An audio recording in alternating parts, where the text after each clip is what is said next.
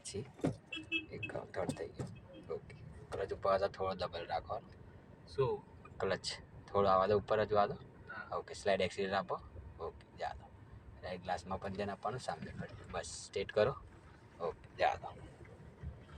Okay, clutch દબાવો, second કરો, left લઈને પાછળ.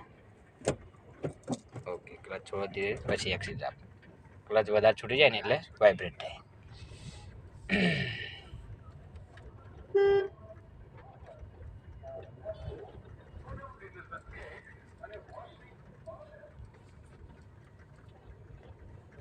આગળથી લેફ્ટ જશે.